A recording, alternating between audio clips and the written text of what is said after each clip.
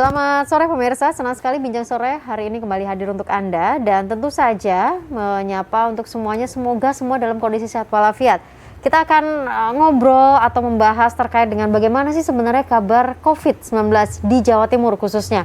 Kita tahu sudah 1 tahun lebih kita berada dalam masa pandemi, protokol kesehatan terus digaungkan, tetapi juga kita belum melihat tanda-tanda pandemi ini usai.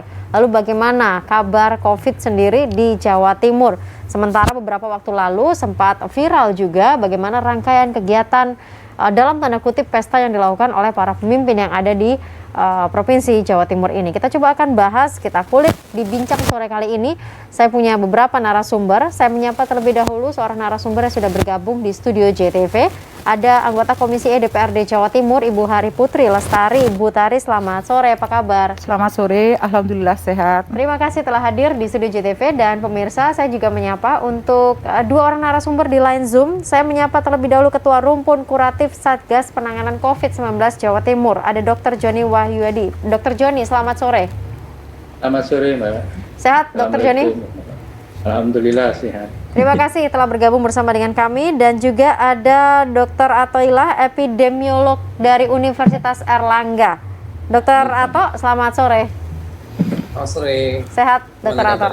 Ya, sehat alhamdulillah. Matur nuwun sudah bergabung juga bersama dengan kami. Bu Tari, saya hold dulu, saya langsung ke Dr. Joni sebagai Ketua Rumpun Satgas untuk COVID-19 Jawa Timur. Dr. Joni, ini 2 minggu lalu Hari Raya Idul Fitri udah usai. Bagaimana hasil temuan tim Satgas? Kalau tren dari tahun lalu itu mengalami kelonjakan, bagaimana dengan tahun ini? Iya, terima kasih. Jadi alhamdulillah karena upaya-upaya dari pemerintah pusat dan pemerintah provinsi untuk mengendalikan COVID, laju penambahan COVID ini sampai dengan 1 minggu lebih dari pasca Lebaran ini, alhamdulillah ada kenaikan untuk Jawa Timur, tetapi tidak terlalu signifikan. Cuma secara nasional memang ada kenaikan. Kemarin Bapak Menteri saya sampaikan ada kenaikannya cukup signifikan secara nasional, tapi alhamdulillah di Jawa Timur tidak terlalu signifikan. Apa boleh saya share data ya, Mbak? Boleh, mungkin sambil Dr. Joni mempersiapkan data, saya hold dulu sebentar Dr. Joni, karena kita akan menyajikan satu video yang akan disaksikan bersama oleh pemirsa, baru setelah itu nanti kita saksikan data dari Dr. Joni. Kita simak video yang berikut ini terlebih dahulu.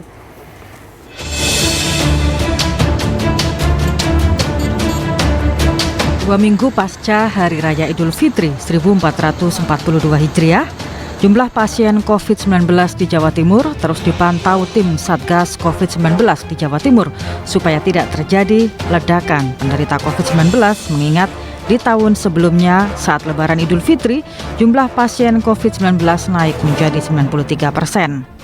Berdasarkan data pertanggal 24 Mei 2021 dari informasi tim Satgas COVID-19, di Jatim jumlah pasien yang terkonfirmasi positif COVID-19 ada 1.576 orang, yang sembuh 14.309 orang dan yang meninggal dunia 11.237 orang. Surat edaran Gubernur Jatim tertanggal 21 April nomor 800/2230/204.3 tahun 2021 juga menjelaskan pembatasan kegiatan keluar kota atau mudik atau cuti bagi aparatur sipil negara di lingkungan pemerintah Provinsi Jawa Timur dalam masa pandemi COVID-19 mulai tanggal 6 Mei sampai 17 Mei 2021 untuk menekan angka penyebaran COVID-19. Tim Satgas COVID-19 di daerah juga melakukan kerja keras membubarkan acara yang dianggap melanggar protokol kesehatan yang melibatkan kerumunan massa. Di antaranya pembubaran acara wisuda SMA Negeri 1 Beringin Anom di salah satu hotel di kota Mojokerto yang melibatkan ratusan siswa pada 19 Mei lalu. Juga pembubaran pertunjukan wayang kulit digelar Kepala Desa Sumobito Jombang karena dianggap melanggar protokol kesehatan pada 24 Mei 2021 lalu. Namun sayangnya di tengah aturan ketat penerapan protokol kesehatan untuk menekan angka penyebaran COVID-19 ini, sejumlah tokoh masyarakat justru dianggap memberikan contoh kurang baik terkait aturan protokol kesehatan. Seperti anggota DPRD Jatim, Zainie, yang melakukan pesta pernikahan anaknya 3 hari 3 malam di Situbondo, mengundang 1.000 orang meski sudah menyatakan acara digelar taat pada aturan protokol kesehatan. Sementara yang masih menjadi kontroversi hingga saat ini juga terkait hajatan ulang tahun Gubernur Jawa Timur karena dianggap warga ketidakempatian pada warga yang memilih menunda mudik dan mengadakan hajatan hanya secara sederhana supaya patuh pada protokol kesehatan COVID-19. Gubernur Jawa Timur Khofifah Indar Parawansa secara tertulis pun sudah menyatakan minta maaf dan menyatakan acara yang digelar patuh terhadap protokol kesehatan yang berlaku.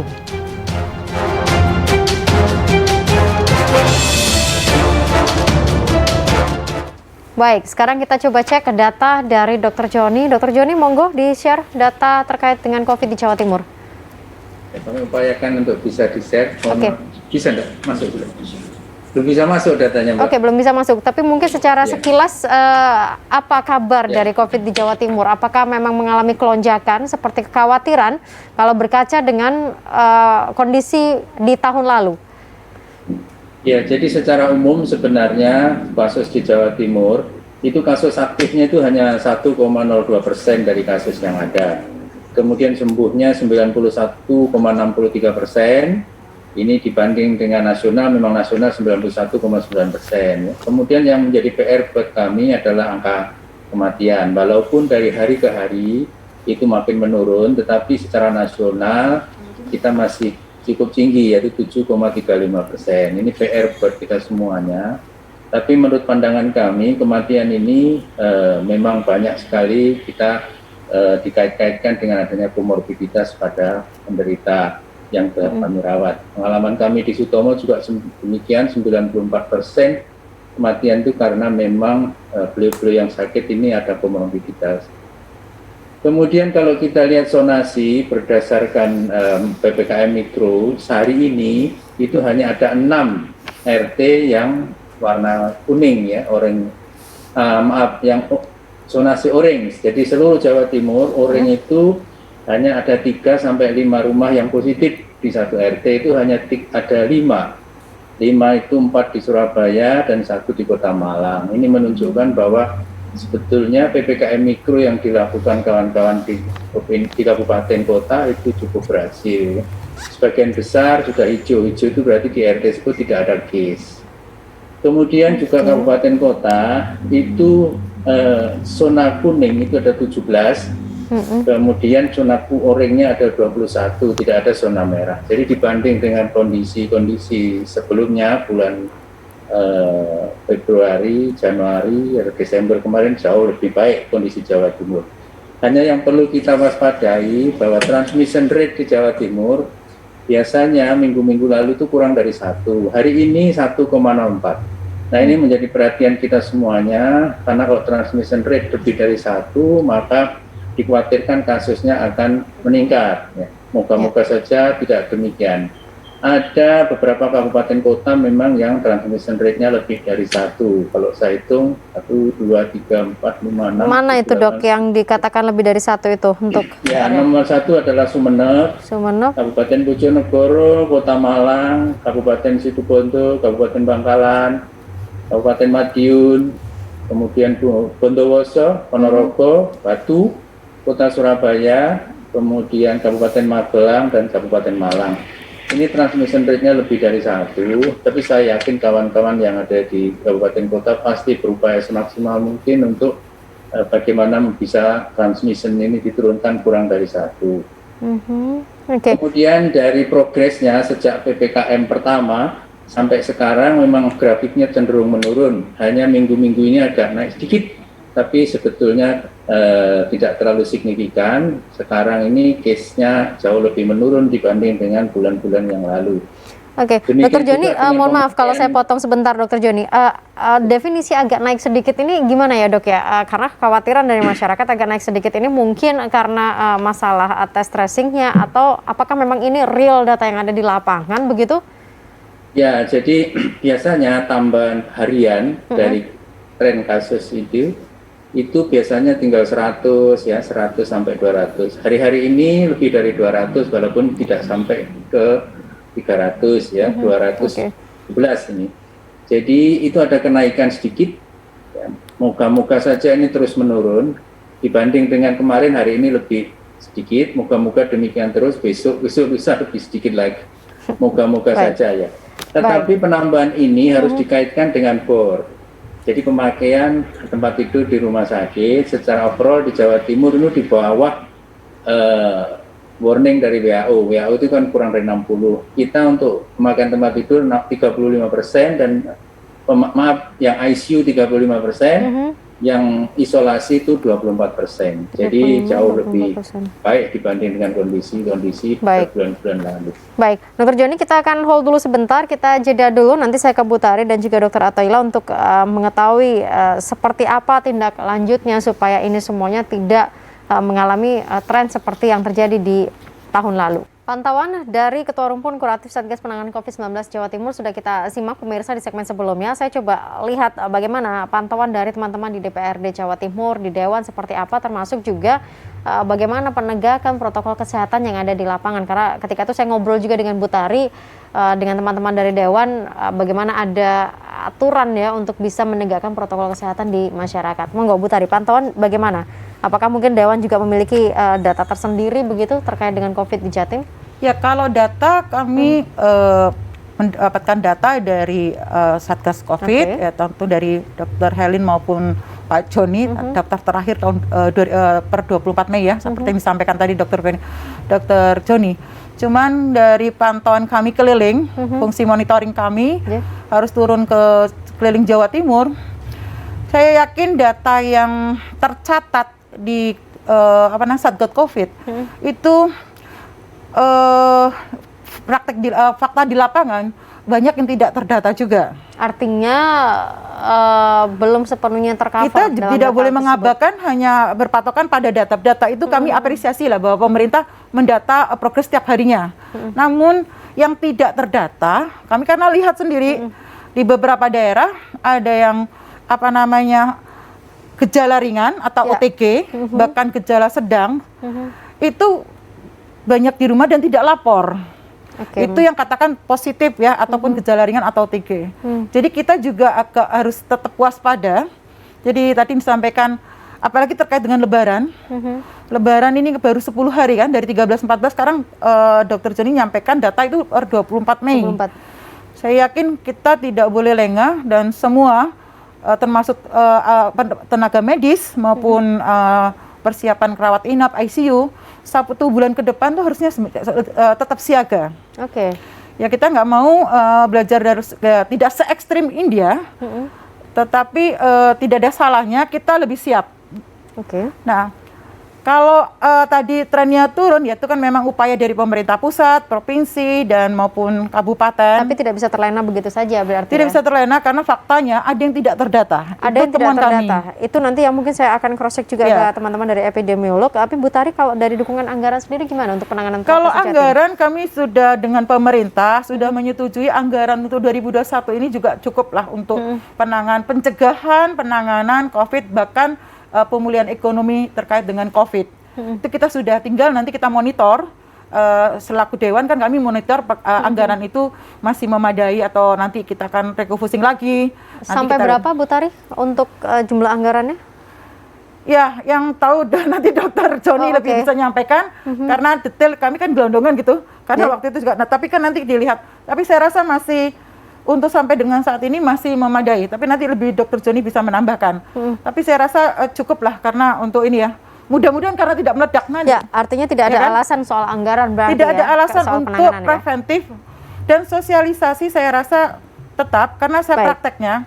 Sebenarnya begini yang ingin saya sampaikan ya, terkait dengan Lebaran, itu memang ada efek India, itu dengan adanya diberitakan secara viral, akhirnya masyarakat juga punya kesadaran untuk tidak jadi seperti India. Itu tidak lepas dari usaha pemerintah maupun kasus India. Ini kita jadi masyarakat lebih hati-hati. Cuman protokol kesehatan masih banyak yang belum. Protokol kesehatan masih banyak yang belum aware. Saya ke Dr. Ato. Dr. Ato, ini bagaimana? Karena kita tahu masyarakat, mungkin apa yang disampaikan Dr. Joni dan Bu Tari, masyarakat seperti merasa bahwa sudah distrust terlebih dahulu dengan kondisi pandemi atau COVID ini, karena sudah 1 tahun lebih kita berada dalam kondisi ini. Dr. Ato. Ya, jadi pertama mungkin saya ingin mengamini data yang tadi sudah disampaikan oleh Dr. Sony, bahwa memang ini saya pribadi merasa surprise sebenarnya ya. Walaupun ini memang belum 2 minggu persis begitu ya. Kita akan mengacu pada pengalaman-pengalaman liburan panjang sebelumnya. Lonjakan itu terjadi setelah 2 hingga 3 minggu pasca libur panjang. Nah, ini hampir menginjak 2 minggu, tapi mestinya ada tanda-tanda gitu ya, tanda-tanda alam peningkatan kasus. Tapi kalau kita lihat sekarang ini kasus yang dilaporkan itu justru sedikit lebih rendah dibanding 2 minggu sebelum puasa ya. Jadi memang ada peningkatan, tapi masih sedikit lebih rendah dibanding dengan 2 minggu sebelum kita memasuki puasa bulan April yang lalu. Dan juga memang kenyataannya okupansi rumah sakit juga turun ya. Jadi ada beberapa rumah sakit swasta yang ICU-nya sudah ditutup, kemudian di Sutomo sendiri saya kira juga beberapa ruang isolasi juga sudah sementara tidak difungsikan gitu ya. Jadi artinya ini suatu berita bagus sebenarnya, yang juga harus jujur kita sampaikan ke masyarakat sebagai reward ya. Kenapa kok saya bilang reward? Karena memang kalau kita lihat bahwa kemarin itu yang kita khawatirkan adanya arus mudik yang luar biasa, ini diperkirakan ada 33% masyarakat Indonesia yang melakukan mobilisasi, tapi kenyataannya secara total, kalau 33% itu kan berarti 90 juta. Nah, kenyataannya adalah hanya 1,5 juta kepala keluarga yang kemarin itu kurang lebih lolos ya, bisa mudik. Tapi walaupun kita tetap juga harus waspada, walaupun nggak mudik tapi silaturahim di lingkungan sendiri. Nah, itu kadang-kadang juga menjadi klaster, seperti kasus yang hari ini di Cipayung itu, ada silaturahmi RW, ternyata ada yang sakit, kemudian sehingga satu RW ada 104 orang itu ya dibawa ke Wisma Atlet semua. Ini kalau di Jawa Timur belum terjadi, dan mudah-mudahan tidak terjadi seperti itu. Jadi kira-kira hanya mungkin 70% potensi mudik bisa dicegah kemarin dengan artinya berarti apa ini Dr. Ato? Apakah memang indikasi dari yang apa disampaikan oleh Dr. Ato ini adalah masyarakat sendiri juga sudah sadar untuk bersama-sama mencegah COVID dan kemudian taat dengan prokes, begitu pemerintah juga telah melakukan upayanya? Apakah memang demikian adanya? Itu soal lain. Soal lain. Yang mungkin yang saya soroti ini adalah efek dari berhasilnya dikendalikan arus mudik. Oke. Tapi terkait dengan prokes, dari Januari sampai sekarang itu terjadi penurunan kurang lebih sekitar 40% kepatuhannya. Jadi kalau kita di Januari itu di Jawa Timur ya, kita bicara Jawa Timur, tingkat kepatuhan prokes itu mencapai 80%. Sekarang ini kira-kira mencapai 42,7%. Jadi artinya ada penurunan, betul yang tadi disampaikan oleh Bu Magda ya. Jadi memang ada penurunan kepatuhan. Jadi ada efek aman semu begitu ya, setelah adanya upaya vaksinasi dan lain sebagainya, seperti kondisinya sudah normal. Padahal yang mungkin perlu diketahui oleh masyarakat adalah Lebaran kali ini kita berada di situasi di mana kasus tambahan harian nasional itu sekitar 5.000 per hari.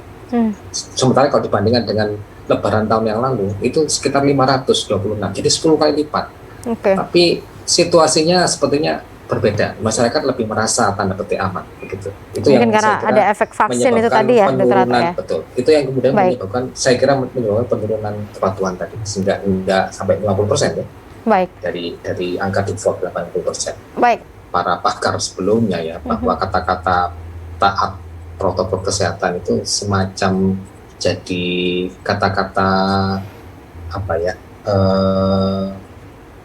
azimat begitu ya, kalau orang ingin melakukan batas aman berarti ya kegiatan ya. Jadi kami sudah taat protokol kesehatan itu jadi kata-kata slogan begitu ya, yang ibaratnya kayak menjadi jaminan tiket. Tetapi sebenarnya taat pada prokes itu sendiri definisinya sebenarnya kan sederhana. Protokol kesehatan itu nggak usah muluk-muluk lah. Kita bicara tentang 5M saja. Dan yang terpenting dari 5M itu sebenarnya adalah ada 2 ya, physical distancing dan kerumunan. Jadi kalau 2 ini kemudian dilanggar, ya sudah bisa dikatakan tidak ada itu taat pada protokol kesehatan. Oke, saya garis bawah itu singkat, padat, jelas yang sudah disampaikan oleh Dr. Ato. Saya ke Dr. Joni. Dr. Joni, bagaimana? Karena mungkin kita tahu beberapa wisuda kemudian dibubarkan, tapi ada juga dari unsur-unsur pemerintah yang ternyata masih lanjut dengan tanda kutip taat pada prokes. Gimana dari sisi Ketua Satgas? Tolong Mbak, tadi agak kurang jelas. Oke. Mohon diulangi. Dr. Joni, kita tahu taat prokes ini seolah-olah menjadi jimat. Bahkan versi dari Dr. Ato tadi mengatakan aman semu. Kemudian kita bebas melakukan apapun. Yang penting kita sudah taat prokes. Ada banyak acara di masyarakat dibubarkan, tetapi beberapa acara yang sempat viral dari para pemimpin anggota DPRD yang melakukan hajatan 3 hari 3 malam, kontroversi ulang tahun gubernur. Ini bagaimana Ketua Satgas? Apakah sempat menghimbau mereka atau mungkin berkomunikasi dengan mereka terkait hajatan-hajatan ini, Dr. Joni? Iya, jadi begini, mungkin agak sedikit panjang ya. Virus COVID ini menular dari manusia ke manusia. Celakanya, manusia yang kelihatannya sehat itu bisa membawa sebagai karier untuk menularkan.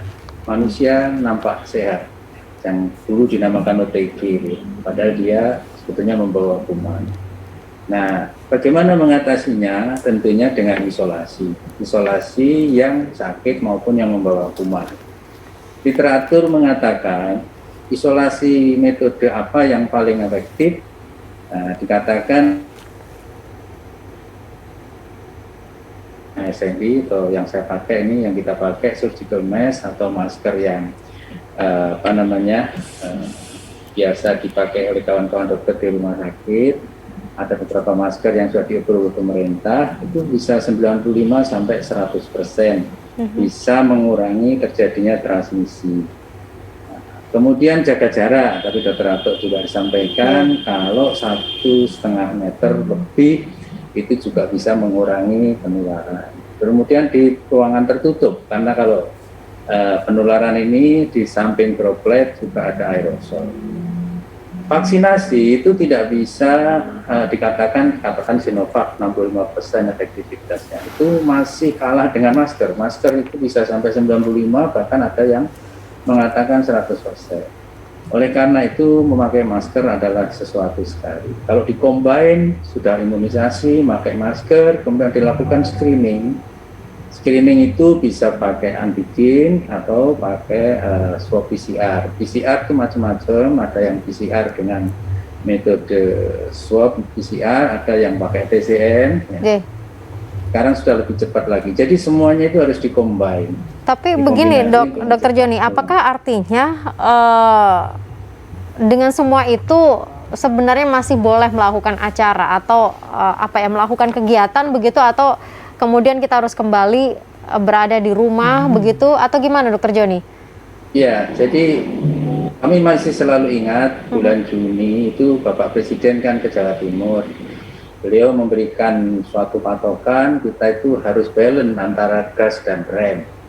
Gasnya itu bagaimana kegiatan ekonomi, remnya itu adalah bagaimana mencegah transmisi dan penularan. Ini harus betul-betul balance, dan sekarang sudah diketahui metode apa kira-kira yang paling efektif untuk mencegah penularan, yaitu imunisasi, pakai masker, jaga jarak, cuci tangan. Ya, paling cuci tangan itu sebetulnya harus dibudayakan. Jadi kalau kita menyentuh benda-benda yang kita curigai terkontaminasi, kita segera cuci tangan dengan alkohol 70% maupun dengan sabun yang paling mudah. Saya kira itu harus dikerjakan dan itu harus membudaya. Baik, Dr. Joni. Sebentar saya coba ke teman-teman dari DPRD Jatim, ada Bu Tari di sini. Bu Tari gimana menyoroti? Salah satunya juga ternyata dari anggota DPRD Jatim sendiri. Ini kita bicara tentang kepatuhan, teladan begitu. Iya, jadi gini ya, ini kan suatu dilematis sekali. saya menyinggung soal rencana kesiapan tatap muka. Seperti yang disampaikan Presiden kan, antara kegiatan harus ya mencoba untuk berusaha ekonomi juga tidak bisa terhambat berjalan. Kuncinya adalah ya bahwa sampaikan tadi protokol kesehatan. Nah, ini kan sudah digaungkan bulan Juli harus sudah mulai diharapkan mulai tatap muka khususnya untuk SMA SMK. Nah, kita lihat tadi ada pembubaran wisuda. Itu kan kebijakan yang membingungkan masyarakat. Maksudnya gimana, Bu Di sisi Sari? lain sudah dipersiapkan untuk tatap muka SMA SMK. Kita ngomong SMA SMK dulu ya. Kemudian kami keliling ya di Jawa Timur, di beberapa kepala dinas pendidikan siap dengan tidak hanya cukup itu, ke kepala daerah maupun sekolah memfasilitasi prasarana itu sesuai dengan protokol kesehatan enggak. Nah, sekarang masalahnya kan ketaatan pada protokol kesehatan. Jadi kalau misalnya ada pengertian kerumunan ya kita tidak bisa. Karena ini kan sudah ya, masyarakat kan juga sudah setahun ini pasti juga ya, tapi ada dua, satu lengah karena sudah terbiasa, yang kedua juga ekstra hati-hati. Kalau menurut saya kerumunan itu tidak bisa dihindari, karena di pemerintahan sendiri rapat-rapat juga perlu kadang-kadang pengertian kerumunan batasannya berapa. Jadi artinya apa definisi pelanggaran terhadap prokes itu sendiri? Makanya kan harus ada aturan bahwa sekarang ini secara spesifik kan enggak, tapi sudah disepakati, bukan sepakati, ada ketentuan bahwa sementara tidak boleh melebihi 50% kapasitas yang ada. Tidak boleh lebih dari 50%. Baik itu sekolah maupun kegiatan-kegiatan lain. Ya pertama itu yang harus makanya kan ketika kalau semua pengertian kerumunan juga dilarang, ya masyarakat juga akan ada, pemerintah juga akan ada hambatan, pendidikan, pabrik, perekonomian juga akan terhambat. Kalau pengertian definisi kerumunan ini harus ada jelas dari pemerintah pusat, daerah ini juga harus sepakat. Yang dimaksud kerumunan apa? Tapi untuk definisi ini, karena kita juga tuntutan ekonomi, bukan tuntutan ekonomi saja, kayak sekolah ya. Sekolah ini kan kalau kita tidak berusaha untuk menyiapkan tatap muka, tidak ada keberanian untuk tatap muka, tapi keberanian bukan berarti yang nekat ya. Prasarana penunjangnya harus dipenuhi, manajemen sekolahnya, kesiapan siswa maupun orang tua ini mendukung, sehingga kita tidak paranoid sekali, karena apa? Generasi ketika tidak mencoba tatap muka, ada yang hilang kemampuan SDM dari siswa itu sendiri. Saya coba sebentar. Soal pemerintah saja, soal pemerintah. Kalau tidak ada rapat-rapat pertemuan atau dewan misalnya, contoh kami ya Komisi E, ketika di lapangan kan bertemu dengan instansi atau apa itu ada pertemuan-pertemuan. Tetapi mungkin disiasati di ruang terbuka, jaga jarak, protokol kesehatan itu yang terpenting. Baik, saya coba minta pendapat lagi dari epidemiolog, Dr. Ato. Ini gimana? Artinya ya karena biasanya teman-teman dari epidemiolog ini adalah yang paling kencang bersuara terkait dengan lebih baik jangan ada event, lebih baik jangan ada pertemuan, lebih baik jangan ada kerumunan atau apapun itu. Dr. Ato, bagaimana? Ya, jadi sebenarnya gampang ya. Jadi soal kerumunan itu definisi yang dibolehkan dan tidak dibolehkan kan begitu sebenarnya. Jadi kalau ada suatu pertemuan yang melibatkan banyak orang, sejauh itu kemudian physical distancing itu masih bisa dilakukan, ya artinya sebenarnya risiko penularan bisa dikurangi dan itu bukan kerumunan.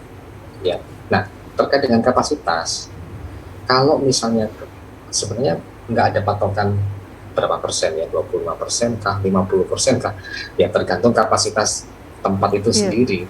Nah kalau kapasitas itu sendiri kemudian 50% dari jumlah anggota orang yang harus datang kemudian dibatasi 50% misalnya di suatu tempat, tetapi ternyata meskipun hanya 50%, ternyata di tempat itu tidak memungkinkan untuk physical distancing, yaitu kerumunan namanya. Sesederhana itu sebenarnya.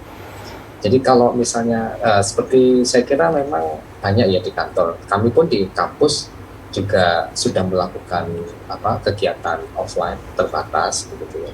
Jadi tidak berarti semua dilakukan WFH, tapi begitu kemudian ada aktivitas yang menyebabkan kita tidak bisa melakukan physical distancing, maka pada saat itu pula kita anggap itu adalah suatu kerumunan yang berbahaya pertama. Kedua, terkait dengan aktivitas yang terjadi pada saat adanya interaksi sosial itu. Kita bilang interaksi bukan kerumunan ya.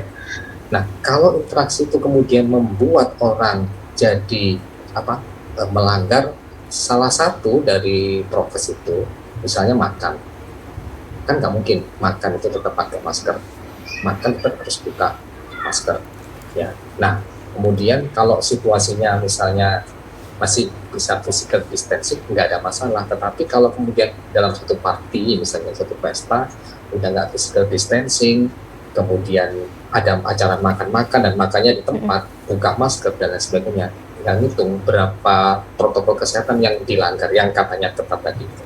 Dan itu terjadi pada saat pelaksanaan acara.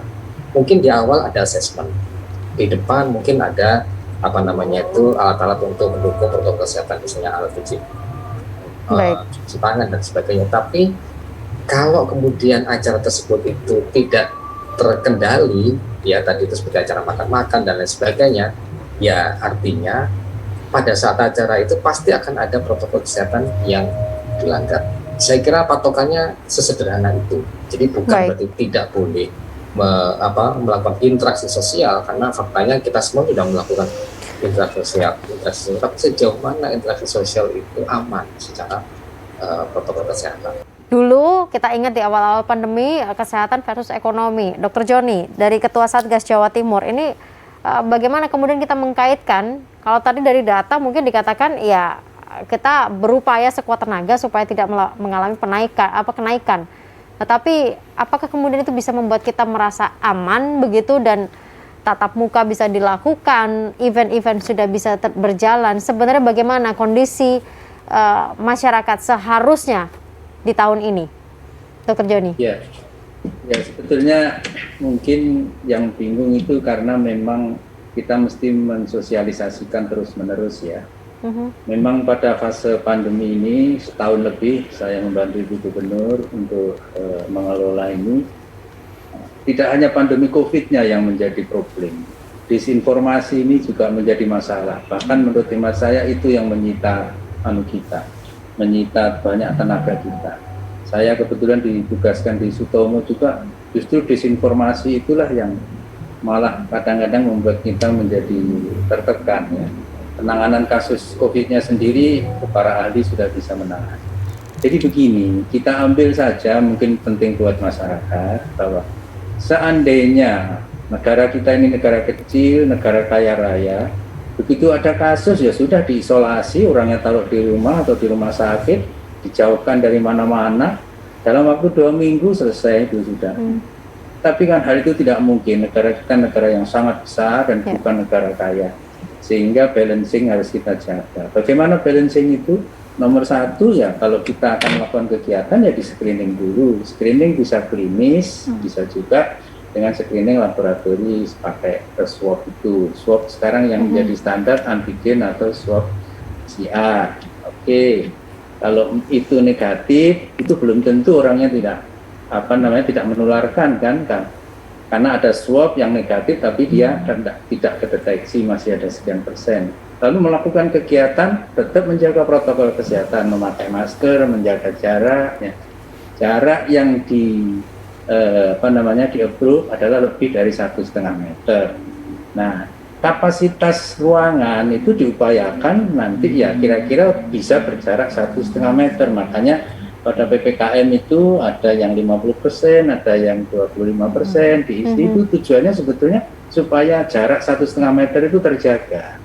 Nah, memang betul banyak sekali yang sudah prokes, sudah jaga jarak. Nah, pada saat acara itu ada makan, buka masker.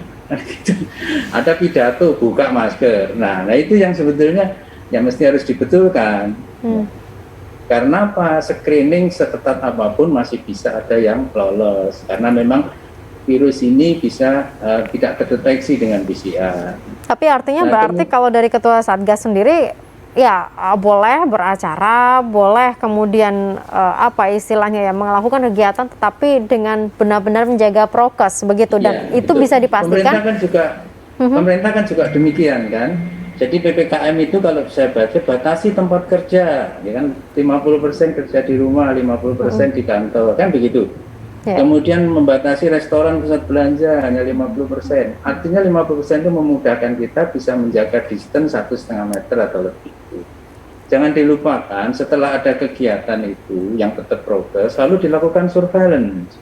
Surveillance, diamati orang-orang yang ada di sana, apakah ada gejala-gejala tertular, atau secara rutin kantor-kantor melakukan surveillance untuk mendeteksi ada enggak yang terpapar. Saya berikan satu case, jadi ada suatu kasus orang yang terpapar, kami rawat, kemudian meninggal, kemudian ya keluarga itu kadang-kadang kan menginginkan melihat jenazah. Oke, melihat jenazah, kemudian kita lakukan protokol kesehatan jenazah, kemudian keluarga itu kami lakukan surveillance. Kami datangi itu walaupun di luar kota untuk melihat ada enggak yang tertular. Ternyata enggak tertular, alhamdulillah. Jadi walaupun terpapar, kalau imunitas orang itu baik, kadang-kadang juga dia tidak bergejala atau tidak terinfeksi. Karena untuk bisa terinfeksi COVID itu ada syarat-syaratnya, Pak. Ya, COVID itu jadi hal baru, dia masuk ke tubuh manusia harus ada reseptornya.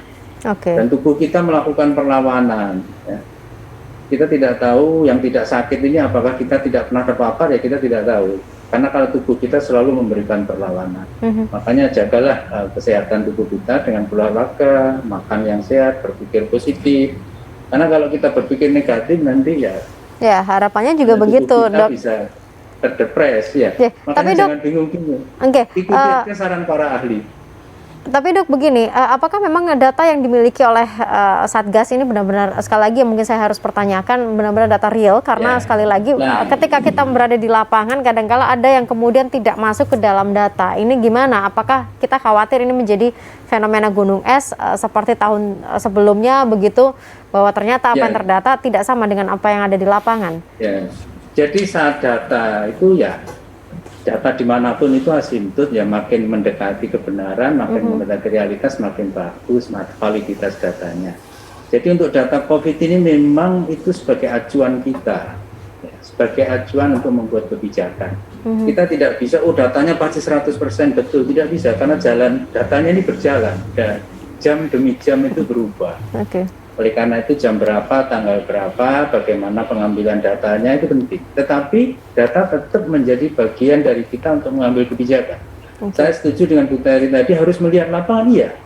Makanya selama beberapa bulan itu kita tuh muter-muter terus, melihat di lapangan, pergi ke kabupaten, ke desa, kemana-mana untuk dilihat di lapangan.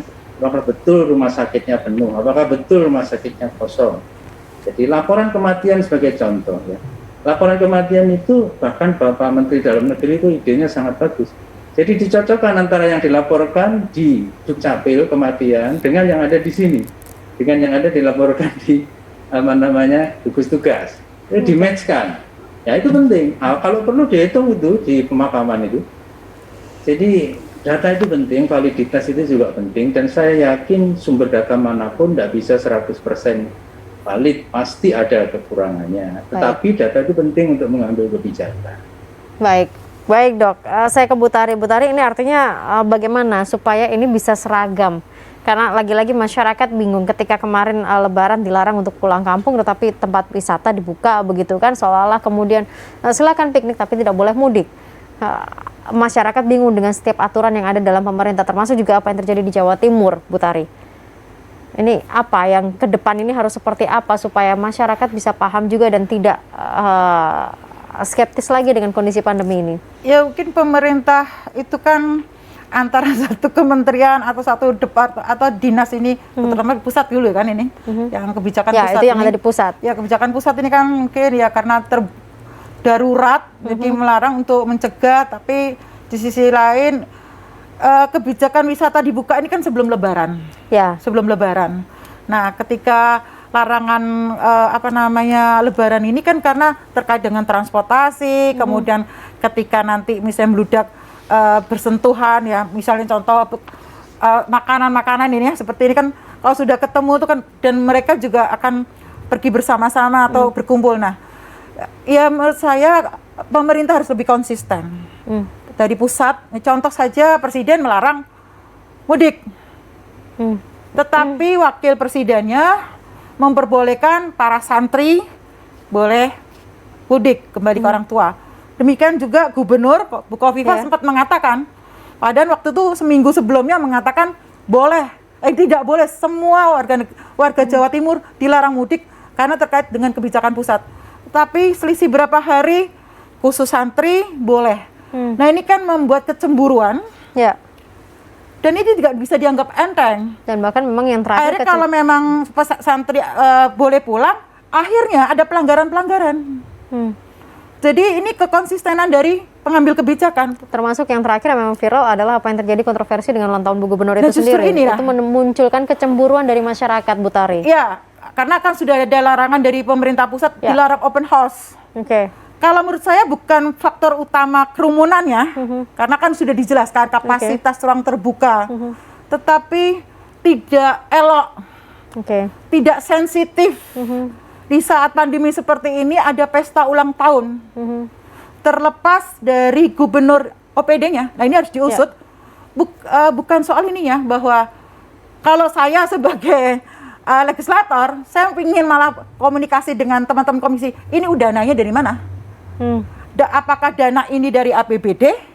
Kalau dari APBD kita harus pertanyakan ini. Kalau ini dananya ini dari pribadi mana? Bisa dikategorikan, mohon maaf kalau saya keliru, adalah gratifikasi. Baik. Nah ini menjadi contoh untuk bukan sekedar minta maaf, saya mengapresiasi minta maaf, tetapi ya harus dipubliskan bahwa tadi kalau soal etis tidak etis di saat seperti ini tadi dilarang open house, kemudian dan itu di acara di Gerahadi kan, di rumah dinas. Beda dengan katakan tidak seperti itu, jadi sorotan publik, ya risiko sebuah pimpinan begitu. Kita tinggalkan itu dulu, tapi kembali tentang apa kabar COVID di Jawa Timur. Kalau menurut Bu Tari, karena kita masih ada beberapa waktu lagi tentunya masih melewati pandemi ini, gimana? Apakah memang kita bisa menjaga sepenuhnya tren data yang tadi disampaikan oleh Dr. Joni di awal? Seperti yang disampaikan Pak Jokowi, aktivitas jalan, ekonomi harus tetap jalan, tetapi masyarakat, pimpinannya, tokohnya, tokoh agama, tokoh masyarakat, dinas-dinas terkait, semua rakyat harus taat protokol. Kuncinya adalah taat protokol kesehatan. Kuncinya taat prokes ya? Taat. Jadi sebenarnya tidak ada alasan misalnya, tapi sepakat tadi ada kerumunan itu ada batasan. Kan saya nggak mengatakan boleh 50, maksimal, tapi juga dilihat kondisinya. Jadi aktivitas juga jangan mengganggu. Karena ini sudah setahun, rasanya masyarakat juga sudah mulai. Contoh pasar, saya sendiri juga, saya mohon maaf, saya bukan ahlinya. Pasar itu kerumunan sehari-hari. Banyak kejadian klaster. Ini juga menjadi pertanyaan itu sebagai peneliti. Coba itu dokter juga keliling tiap hari di pasar ya. Karena saya jagong pasar gitu. Saya coba tanya Dokter Ato nih, Dokter Ato gimana nih? Buktinya saya tanya kalau nggak ada yang sakit. Ini yang menarik Dokter Ato secara singkat. Tidak ada masker loh Mbak, 90% di daerah-daerah. Baik, Bu Tari sebentar. Tapi fenomena-fenomena yang ada di lapangan merasa saya baik-baik saja, tidak menerapkan protokol kesehatan. Ini bagaimana menyikapi pandangan-pandangan seperti itu yang masih ada di masyarakat, Dokter Ato? Ya, jadi kalau saya mau komentari dulu tentang pasar tadi itu ya. Jadi memang pasar itu kalau menurut survei yang dilakukan oleh Satgas Covid Nasional, itu merupakan tempat kedua yang terendah dalam kepatuhan protokol kesehatan, termasuk kerumunan. 75% pasar tradisional yang ada di Indonesia ini tidak patuh pada protokol kesehatan. Nah, pertanyaannya adalah kalau begitu kenapa kok nggak banyak yang sakit ya? Nah, ini mungkin saya ingin melengkapi apa yang tadi disampaikan oleh Dr. Joni terkait dengan data yang pertanyaannya tadi apakah itu data yang real atau enggak. Data real itu ada dua, ada data yang tidak real itu ada dua, yaitu data yang tidak real time. Ya, jadi artinya mungkin yang dilaporkan hari ini itu tidak mencerminkan kasus hari ini, ya, tapi mungkin mencerminkan kasus 2-3 hari yang lalu bahkan seminggu yang lalu. Yang kedua adalah data yang memang tidak tercatat, jadi orang yang sakit tapi tidak terscreening. Jadi kalau dibilang bahwa di pasar misalnya dengan tingkat ketidakpatuhan 70%, nggak ada yang sakit tuh, siapa yang bilang? Coba aja kita sekali screening pasar dengan rapid antigen misalnya, ya, nanti tinggal dilihat berapa sih yang ternyata reaktif. Ya, karena memang 80% ya penderita COVID ini kan antara tidak menunjukkan gejala. Saya tidak bilang tidak bergejala ya, karena pasti bergejala walaupun sangat ringan sampai bergejala sedang. Nah, itu kadang-kadang dengan kondisi sekarang ini yang tidak bergejala atau gejalanya ringan, yang nggak periksa, dan kalau nggak periksa ya nggak akan ketahuan kalau mereka itu sakit begitu. Ya, yang tercatat dengan angka kasus harian itu adalah mereka yang ada keluhan datang ke tempat kesehatan, periksa dan terbukti positif. Nah, padahal standar WHO mengatakan dari 1 orang yang sakit itu harus di-trace minimal 25 orang. Padahal di Indonesia saat ini itu 6 orang saja ter-trace itu sudah bagus.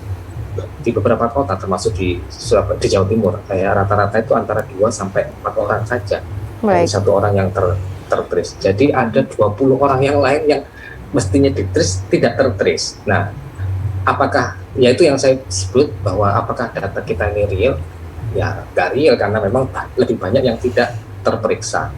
Nah, itu mungkin ya berasal dari pasar-pasar, dari tempat-tempat yang tidak patuh pada protokol kesehatan itu.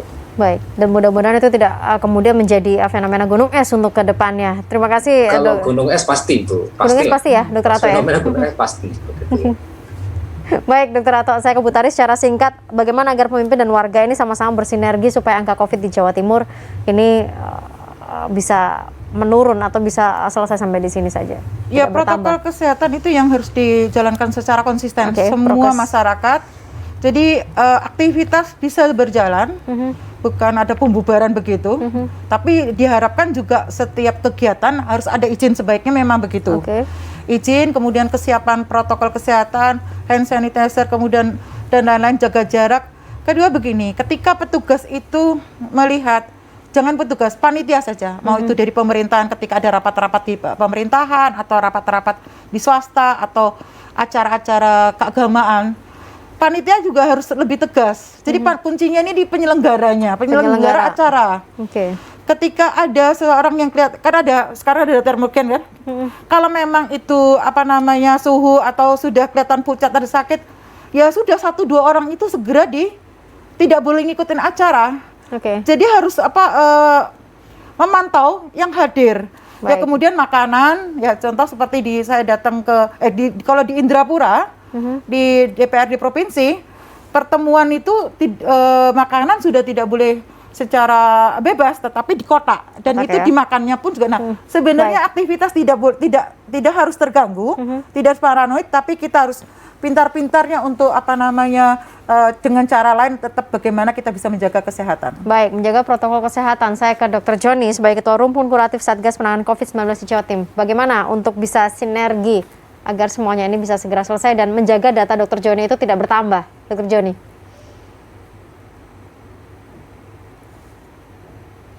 Mohon maaf, mungkin masih di mute mikrofon. Ya, sudah. Ya.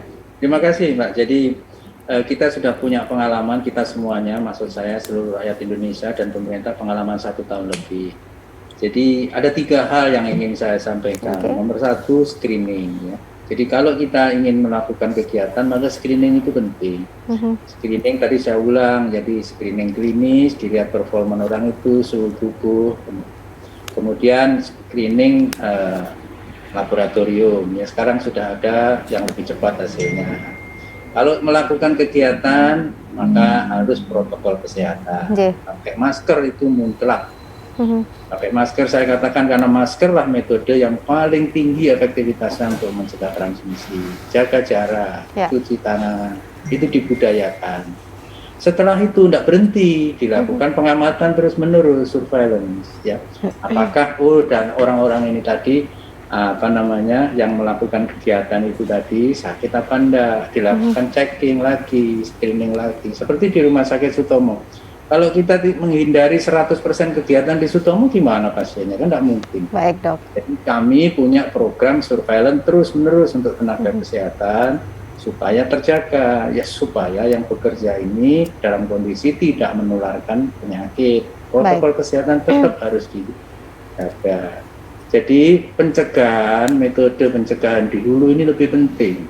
Satu hal lagi, Mbak, perjalanan penyakit COVID, ya seseorang kalau sudah terkena COVID, itu sulit diprediksi. Apakah dia akan sembuh dengan cepat, apakah dia akan persisten, apakah dia akan meninggal. Sampai hari ini sulit diprediksi. Dari hampir 2.000 pasien yang kami rawat di Sutomo, itu tidak satupun kita yang berani, oh ini jadi baik, oh ini jadi buruk. Tidak berani kami. Baik, Dr. Joni.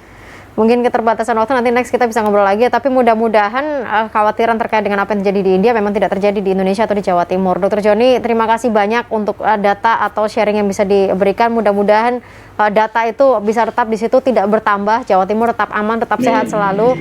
Terima kasih banyak Dr. Joni, selamat bertugas, salam untuk semua tim. Terima kasih Dr. Ato, Bu Tari, terima kasih, sehat selalu untuk semuanya. Mungkin kita tidak lagi menanyakan apa kabar COVID di Jawa Timur, tapi menanyakan bagaimana kabar kita semuanya, dan semoga semua dalam kondisi sehat walafiat. Saya Agnes pamit, selamat malam, sampai jumpa.